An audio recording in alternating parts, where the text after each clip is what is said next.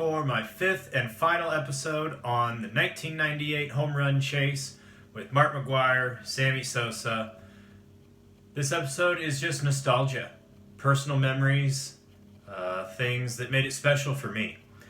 And the first thing that comes to mind is the fact that this was my first season following baseball throughout an entire season. I was 10 years old. The season started when I was finishing up fourth grade, ended when I was starting fifth grade. And, before that I was too young to follow a season and how games affected standings and who looked like they were going to the playoffs. I didn't have a grasp of that before the 1998 season. Well, how spoiled was I? You have one of the most exciting seasons of all time with the most dramatic record chase maybe in the history of sports. And it's the first season that I really follow. And it was just perfect. I remember looking around St. Louis throughout that season, and that's all anybody wanted to talk about. You would see, especially as Mark McGwire closed in on the record, you would see McGwire jerseys everywhere, Cardinals everywhere. You would see they had these shirts that had but this was after he hit 62. You would see that it was 62 different baseballs, and they were to commemorate each home run. And the early ones, 1, 2, 3, 4, 5, all that, they were smaller and they got progressively bigger, and then there was a big baseball right at the center, said 62.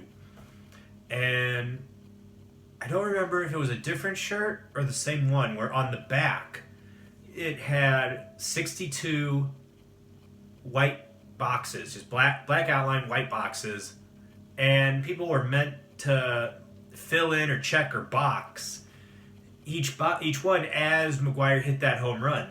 So it was kind of funny.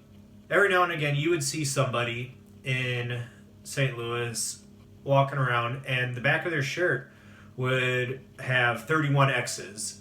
And 31. Hey, buddy, he's got 31 X's on your shirt, right? Yeah. Well, he's got 35 home runs.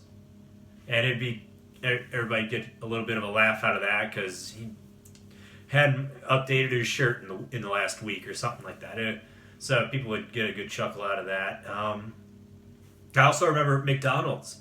They had these commemorative baseballs that they gave out. I'm trying to remember. I believe they had 3 different baseballs. One commemorated the 62nd home run.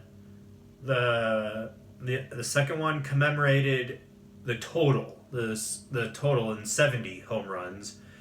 And then the third baseball commemorated McGwire's reaching 50.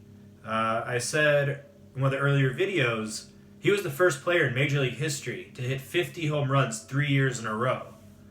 So that baseball just had his batting stance, him in a batting stance, and next to it just 50, 50, 50. So those were collectibles. I have them somewhere. Yeah, there were people making up, like on the morning shows, there'd be kind of second-rate musicians who were writing songs about Mark McGwire, and you'd hear them. That they really wouldn't be good songs like talent-wise, but because it was about the Cardinals and McGwire and setting this record in home runs, everybody loved it. So, different radio shows in the morning would have songs like that playing, no matter what radio station you listened to, it seemed like, and everyone loved it. It was great. And one thing that stuck out to me was Joe Buck on the Fox broadcast when McGwire hit number 62. During the delay in the game, while the initial celebration was going on, Joe Buck at one point said, "You will always know where you were 8:18 p.m. Central Time, September 8th, 1998. And I do. I remember it to this day. I was at my house, Valley Park, suburb of St. Louis. And I was leaning on the front arm of the couch that was facing the TV. And as he hit the ball, McGwire hit the ball. Remember, it was a laser beam that you weren't sure if it was going to be gone or not. I kind of leaned forward, and when it turns out it was a home run, I leapt kind of around, kind of over the arm of the couch, and I was just jumping up. 10-year-old me was just jumping up and down, going nuts right in front of the TV. I was with my mom, dad, and sister, and all of us were going nuts. We were super excited. It was, I don't know. It was like our guy did it, like one of our own, not just a player on our team. Mark McGwire was viewed as one of our guys, almost one of us. And part of that was because he was such a nice guy. Everybody loved him because he hit the home runs, but also he was kind. He was humble. He showed appreciation for the fact that Cardinal fans turned out at games and respected good play, hard play. So that made it just a little more special than if it was just some guy. You know,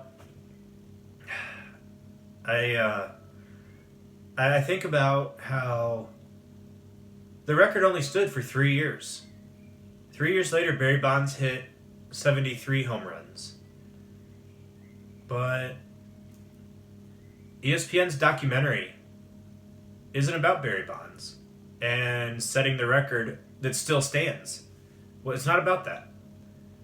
It was about this season, this 1998 home run chase that resulted in a record that lasted 3 years. Now, part of that is the fact that Barry Bonds is a tool. But the other part of that is just how special that entire season was. As I said in episode 1, set in the background of all this, everybody knew at the beginning that this might happen.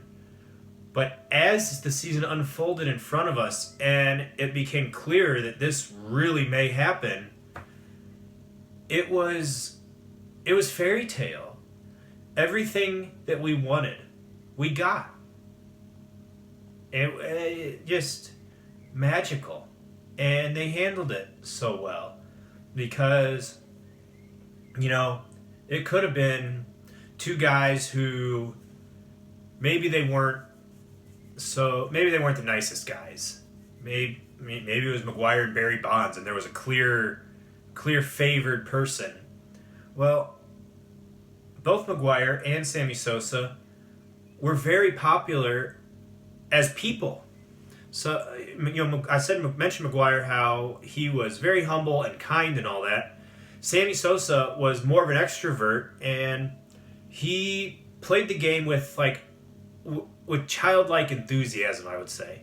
He loved the game, and he just had a blast in dealing with the media and all that. At least he seemed to.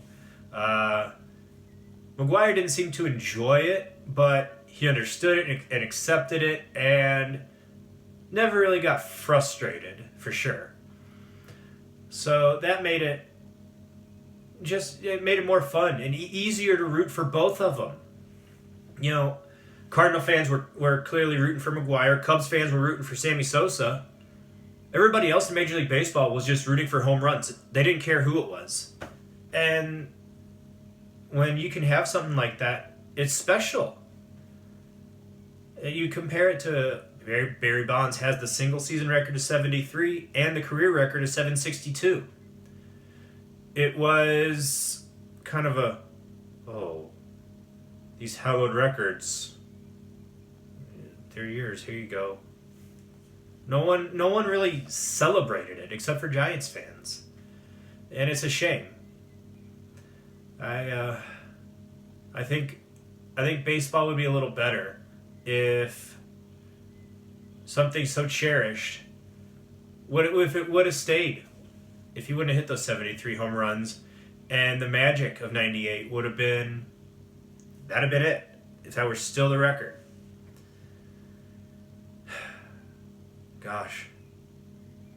You know what? They also had, when McGwire hit 62, they had red hats that had McGwire's signature, I think, and number 62 home run record and all that. Everybody in St. Louis had to have that hat for about 3 weeks until the season ended and McGwire had 70, and they released a hat with a very similar design, except it was black. So it was very different, very distinct. So then everybody had to have that hat. And it was kind of funny. Brilliant marketing, brilliant sales, but still kind of silly to look back on. Anyway, this is the end of my series on the 1998 home run chase. I'm excited to see ESPN's documentary that comes out on June 14th. It's called Long Gone Summer. If you enjoyed this series, if you want to see my other videos, like this video, subscribe to my page, and also leave some comments. Tell me, what are some of your memories of the 1998 season? Were you at any of the games? Did you see any of McGwire's home runs? Maybe you're a Cubs fan. Talk to me about what it was like rooting for Sosa, but seeing McGwire and kind of him being the front runner. At least that's how a St. Louisan sees it.